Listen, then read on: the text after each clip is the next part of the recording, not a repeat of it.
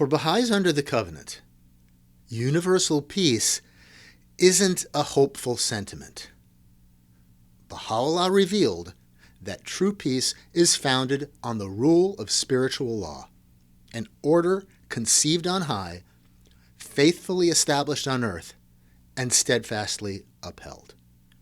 And at the center of that order stands the true universal house of justice, the divinely ordained institution through which peace and justice are destined to rule the nations of the world. It's the seventh foundation stone of the Baha'i Faith.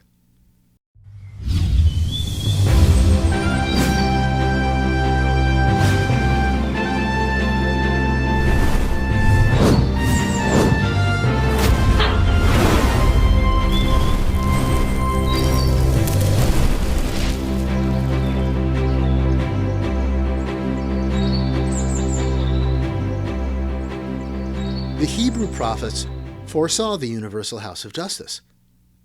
Isaiah writes, "It shall come to pass in the latter days that the mountain of the house of the Lord shall be established as the highest of the mountains, and shall be raised above the hills, and all the nations shall flow to it.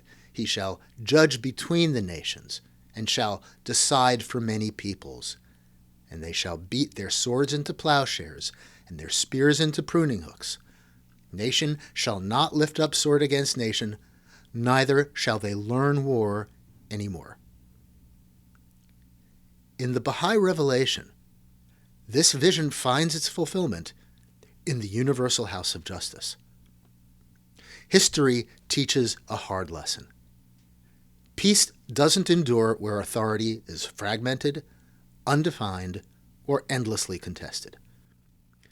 Nations collapse, revolutions devour themselves, even noble ideals fail when there is no legitimate center of decision-making capable of acting for the common good. Baha'u'lláh confronted this problem directly by revealing a world order capable of uniting peace and justice, unity and diversity, representative consultation, and executive authority. In the Baha'i writings, empire building is explicitly outlawed. No powerful nation is permitted to interfere in the sovereign affairs of a weaker one. And peace is not left to goodwill alone. Baha'u'lláh commands that if any nation commits aggression against another, whether overt or covert, the collective body of nations must intervene to restrain the aggressor, even if necessary, through force of arms. In other words, peace and justice need to be enforced. That requirement tells us something essential. The universal house of justice cannot be merely consultative or symbolic. It has to possess executive authority capable of carrying out the will of the body. In the 1800s, Baha'u'lláh himself explained that there is a difference between partial peace and lasting peace. He taught that even a basic system of international arbitration could produce what he called the lesser peace. But the most great peace, an enduring peace grounded in God's covenant, could arise only through the full establishment of his universal house of justice. Now, modern history has produced several imitations of this idea. The World Court, the League of Nations, the United Nations. Each borrowed elements of Baha'u'llah's vision, and each fell short. None gave adequate voice to weaker nations. None were granted sufficient executive authority to restrain the powerful. None were under God's covenant. Franklin Roosevelt, who was educated in the Baha'i Faith, considered placing atomic weapons technology under the international control of the United Nations, but after his death, that vision was abandoned by Harry Truman, who basically said, "Hell no, we have the bomb, let the world dance to our tune." The result, is an international body, the United Nations, that's a paper tiger, dominated by powerful states with limited ability to prevent aggression when it matters most. Baha'u'llah's system was never meant to function that way.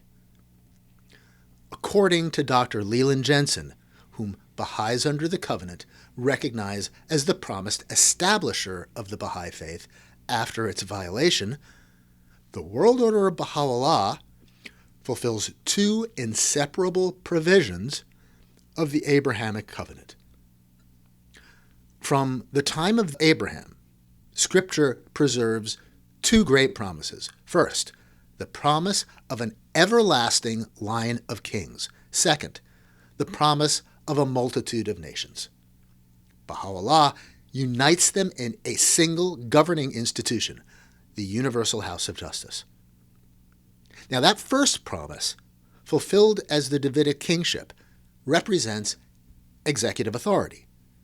Bahá'ís Under the Covenant hold that Baha'u'lláh inherited the throne of David, and that this authority continues through his covenant in the institution of the living Baha'i guardianship.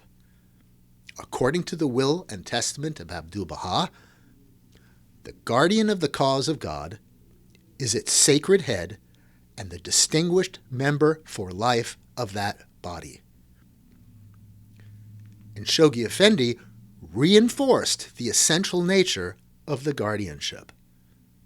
Divorced from the institution of the guardianship, the world order of Baha'u'lláh would be mutilated.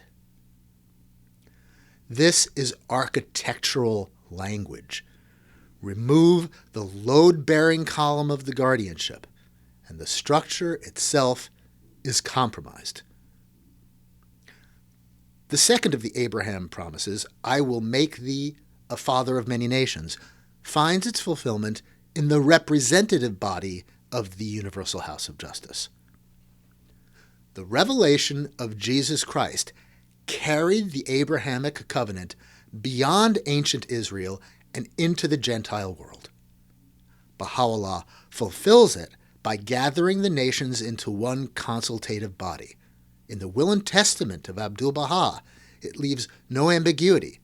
The institution of the Universal House of Justice requires both of these branches.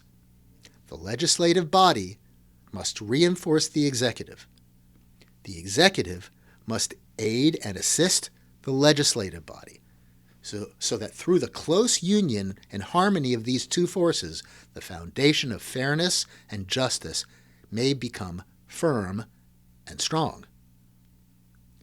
Baha'u'lláh established his covenant to protect this structure from fragmentation and personal ambition.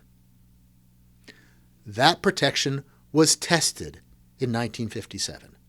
After the passing of Shoghi Effendi, the guardianship was declared ended by the hands of the cause, toppling an essential pillar of the covenant.